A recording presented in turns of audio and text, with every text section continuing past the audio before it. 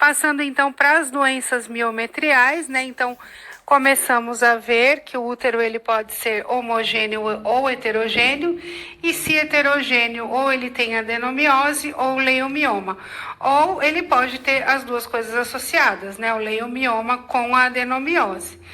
Em 2015 lançou-se o MUSA, né, que define como elaborar o relatório ultrassonográfico, que depois foi atualizado em 2022. Eu vou trazer os principais pontos para vocês aqui na revisão. Então, a gente tem que sempre pensar nos limites, dimensões e localização dos miomas. Para isso, a gente ainda usa aquela classificação antiga de miomas da FIGO.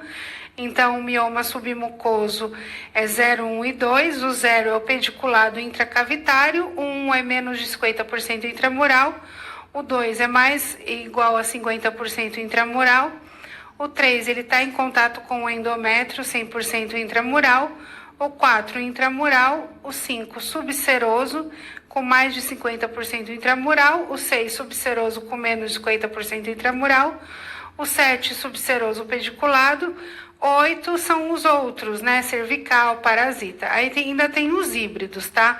Então, o híbrido, ele vai ter dois números. O primeiro número, ele se refere à relação com o endométrio. E o segundo número se refere com a relação com a serosa.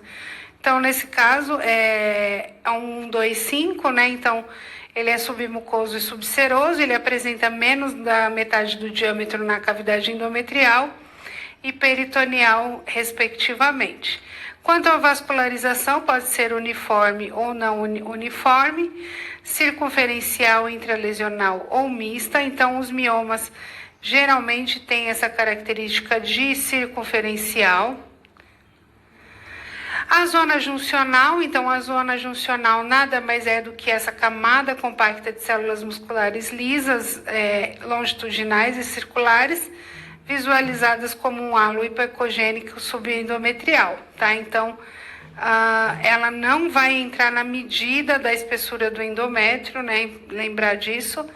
E ela é melhor caracterizada no 3D também. A zona juncional, ela pode ser regular, irregular, interrompida ou não visível. Sempre que a gente pensa em zona juncional, a gente fala, bom, vamos como se fosse passar um lápis, né? Ao redor do endométrio, e aí a gente vai ter a definição se a zona da zona juncional. O que é adenomiose, né? Então, são lesões miometriais mal definidas, causada por uma proliferação de glândulas endometriais e estroma, tá? Então, ela tem algumas características comuns, o espessamento assimétrico das paredes, as áreas císticas focais, as ilhas ecogênicas, as linhas ecogênicas subendometriais, a sombra em chuvisco, a vascularização translesional. Por que a vascularização translesional? Quando a gente tem um adenomioma, a vascularização dele não vai ser como no mioma. No mioma ela é periférica. Já na adenomiose ela é translesional, ela atravessa a lesão. Isso também já foi questão de prova. A zona juncional irregular e interrompida são também características da adenomiose. Aqui um exemplo de espessamento assimétrico das paredes. Geralmente a parede posterior ela está espessada em relação à anterior. Aqui mais evidente, aqui ainda incipiente, mas já um sinal de adenomiose. Os cistos miometriais, isso aqui costuma cair na prova como pegadinha para saco gestacional, tá? Então, atenção ao contexto uterino, porque geralmente eles estão próximos ali do endométrio na prova, mas você não vê nenhuma reação decidual aqui que pudesse nos atentar aí para saco gestacional, tá? Então, costuma cair bastante isso como diagnóstico diferencial. E aí o contexto aí do miométrio, ele fala bem a favor da adenomiose. As ilhas hiperecogênicas, né, que são típicas, né, da infiltração aqui do miométrio. As subendometriais, também típicas da infiltração do miométrio. E a sombra acústica, né? Então, quando a gente vê Os cistos paralelos aqui às ilhas ecogênicas, a gente faz esse aspecto em chuvisco, né? Que a gente fala em leque, tem várias maneiras de falar. Então, a gente vê que a gente vai ter esse achado de sombra acústica em leque, tá? Aqui a gente vê também, bem típico de adenomiose. Então, é essa sobreposição de achados de adenomiose que faz com que a gente tenha essa sombra acústica em leque. A zona juncional irregular ou interrompida, aqui se a gente pegar um lápis a gente vê que está bastante irregular. E aqui a gente colocando aqui passando também um lápis, a gente vê que está interrompida em algumas áreas, tá? Então, bem típico de adenomiose.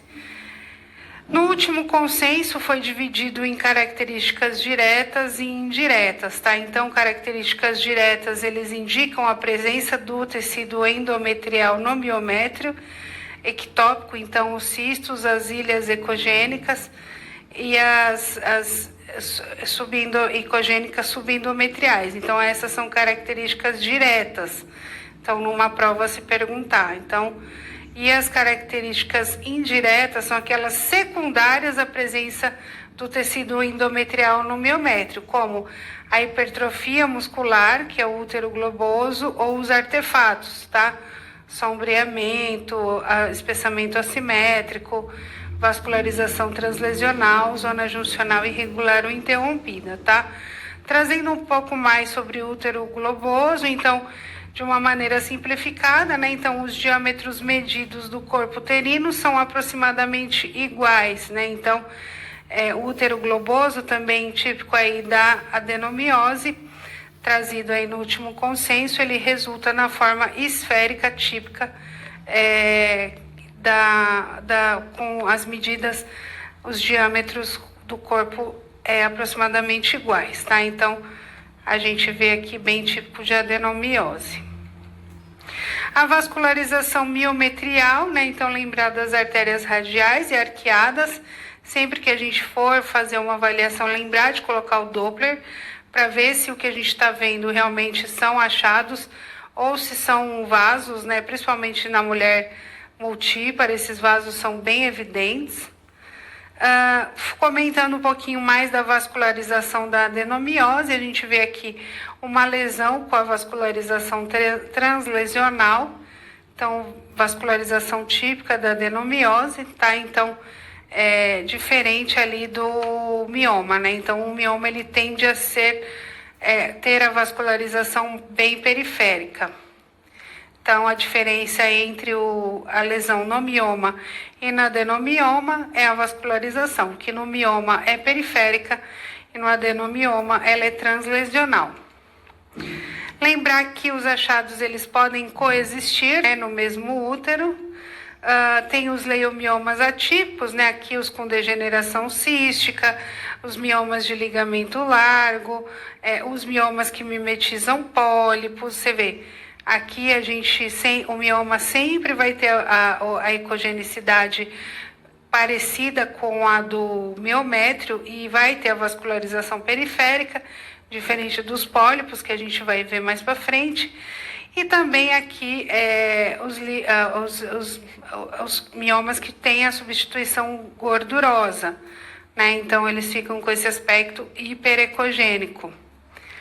Lembrar também das massas que não são miomas. Se a gente vê aqui uma massa, o útero bem pequenininho aqui, então uma massa com vascularização aumentada, áreas císticas, sempre lembrar do risco de sarcoma e também dos tumores de músculo liso de comportamento maligno incerto, né, os STAMPs. Não há achados específicos, porém, geralmente são lesões únicas e volumosas, com vascularização em margens irregulares, com áreas anecoides, necrose. Lembrar que a degeneração rubra no mioma ela é muito frequente na gestação, mas ela é de difícil caracterização no ultrassom. E na pós-embolização, geralmente é uma degeneração hialina, né? Mas ela pode ser também cística. Então a gente vê um nódulo uniforme, hipoecogênico com halo, hiperecogênico, sombra acústica e sem vascularização, que com o tempo ele tende a ser cada vez mais cístico. E a malformação arteriovenosa, que já caiu na prova algumas vezes, tá? Então, a clínica da malformação arteriovenosa é uma hemorragia uterina disfuncional. Ela é causada por múltiplas comunicações entre o sistema arterial e venoso, né, sem uma rede capilar interveniente, falando aqui bem de forma simplificada. Então, a história é história de infecções, curetagens, cesáreas. Geralmente, na prova, o paciente vem com história de 3 curetagens prévias ou 3 cesáreas prévias. Então, a gente vê no modo B, a gente vê um emaranhado de áreas císticas serpiginosas, né? Então, quando a gente liga o Doppler, a gente vê um emaranhado de vasos sanguíneos com fluxo de baixa resistência e alta velocidade ao Doppler espectral. O nosso grande dilema é diferenciar da doença trofoblástica gestacional, que a gente faz isso através da dosagem do beta-HCG. Então, se o paciente tiver beta-HCG positivo, a chance maior é de que a gente tem que ser direcionado para a doença trofoblástica gestacional. A clínica geralmente ela é bem parecida e os achados de imagem. Então, o beta-HCG que vai ser o divisor de imagens aí. O tratamento geralmente